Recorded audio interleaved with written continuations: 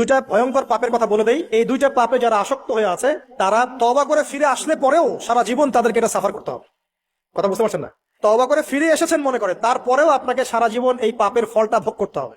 এক, মাদক দ্রব্য দীর্ঘদিন সেবন করেছেন, তওবা করেছেন, ফিরে এসেছেন, আল্লাহ হয়তো মাফ করে দিয়েছেন, আল্লাহ পাক মাফ করে দিয়েছেন, বাট আপনি আপনার দেহের যে ক্ষতিটা করে ফেলেছেন এটা পোষাতে পারবেন না। এক নাম্বার। দুই, তখন আপনি যদি বিয়ে করেন আপনি স্ত্রীকে সন্তুষ্ট করতে পারবেন না।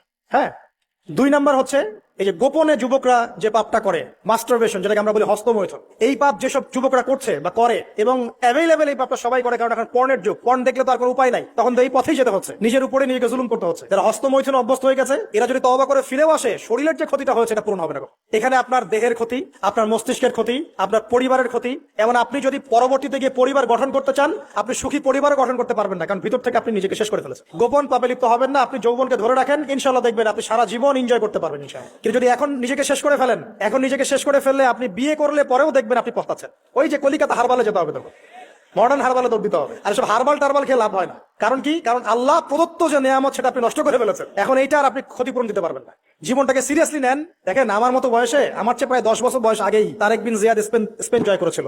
আমার যে বয়স এখন চলছে 30 পার হয়ে গেছে, এর চেয়ে আরো প্রায় 10 বছর আগে মোহাম্মদ বিন কাসিম এই সিন্ধু জয় করেছিল। এখন যে ইসলাম আপনি ভোগ করছেন এটা তাদের ফল, তাদের এই জিহাদের ফল। তো এখন আমাদের এই যে 20 বছর 30 বছরের যুব সমাজের দিকে তাকায় দেখেন, একবার তাকায় দেখেন, চেহারাগুলো একটু দেখেন, চেহারা দেখেন, এক একটা চেহারা দেখেন, চেহারায় নূর নাই, নষ্ট হয়ে গেছে, নামাজ নাই, চোখগুলো বসে যাচ্ছে, কারণ সারা রাত জেগে থাকছে। ওই যে টিকটক টিকটক টিকটক সারা রাত, হ্যাঁ সারা রাত ফোনে, সারা রাত গল্প গুজব। রাত্রেবেলা দেখবেন, রাত্রেবেলা শহর যেন জীবিত হচ্ছে। রাত্রেবেলা ক্যারাম খেলে, রাত্রে লুডু খেলে, রাত্রে এটা করে, রাত্রে সেই, সারাদিন ঘুম, সারাটা দিন ঘুম। আপনি কি জানেন সারা রাত জেগে থাকে কুকুর এবং সারাদিন ঘুমায় কুকুর। আর দেখবেন আপনি বিড়ালকে দেখবেন, ও কিন্তু রাত্রে ঘুম এবং দিনের বেলা সে অ্যাক্টিভ। পাখিকে দেখবেন, পাখি সন্ধ্যা হলো একদম ঘরে, যেই সূর্য ডুববে পাখি একদম ঘরে, দেখেন না, পাখি ঘরে। আর যেই ফজর হবে পাখি বের হয়ে গেল। আর আল্লাহ রাসূল সাল্লাল্লাহু আলাইহি ওয়াসাল্লাম হয়তো বা এই কারণেই, আল্লাহ ভালো জানেন, তিনি বলেছেন এমন কিছু মানুষ জান্নাতে যাবে যাদের মনটা হবে পাখির মতো। সুবহানাল্লাহ। দেখেন পাখি কি করে, একদম সন্ধ্যা হলো ঘরে ঢুকে গেল, যেই ফজর হবে একদম ফজরের আগে আগে সে বের হয়ে গেল। তো পাখির মতো হওয়ার চেষ্টা করে, পাখির মতো লাইফস্টাইলে আসে, এবং সে সারাদিন পরিশ্রম করে রিজিকের জন্য, করে না? আল্লাহ পাক পাখিকে রিজিক দেন কি চাকরির মধ্য দিয়ে না ব্যবসার মধ্য দিয়ে? কিভাবে সে রিজিক পায়?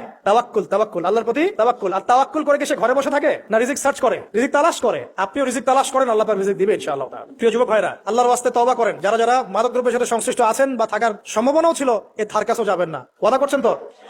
এবং গোপন পাপে লিপ্ত হবেন না। মুসলিম তরুণ যুবকদেরকে উদ্দেশ্যে বলছি যে আপনারা কায়িক পরিশ্রম করেন, কায়িক পরিশ্রম করেন, 5 ওয়াক্ত সালাতটা আল্লাহর ওয়াস্তে নামাজে মসজিদে এসে পড়েন। বেশি কিছু করতে বলছি না ভাই, আমার কথা শোনেন, বেশি কিছু করতে বলছি না। আল্লাহর ওয়াস্তে 5 ওয়াক্ত নামাজটা মসজিদে পড়েন, পারবেন না? আচ্ছা, ডেইলি 10টা পৃষ্ঠা করে কোরআন তেলাওয়াত করেন, পারবেন? আল্লাহ তৌফিক দান করুন। ডেইলি 2-4 টাকা করে সদকা করেন, পারবেন?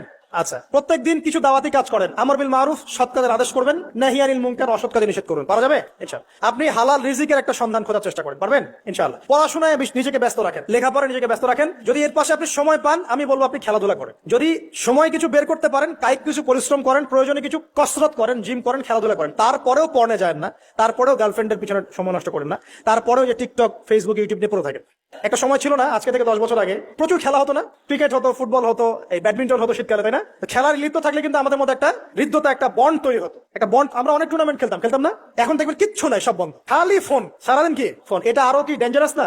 এভাবে তাদের ফিজিক্যাল বডিটা নষ্ট হচ্ছে, মেন্টাল স্ট্রেংথটাও নষ্ট হচ্ছে। এর চেয়ে বরং তারা যদি কোনো কসরত করে এটা অনেক ভালো হবে, এটা আমার মত। এটা আমি কোরআন সুন্নাহ থেকে কোনো কথা বলছি না।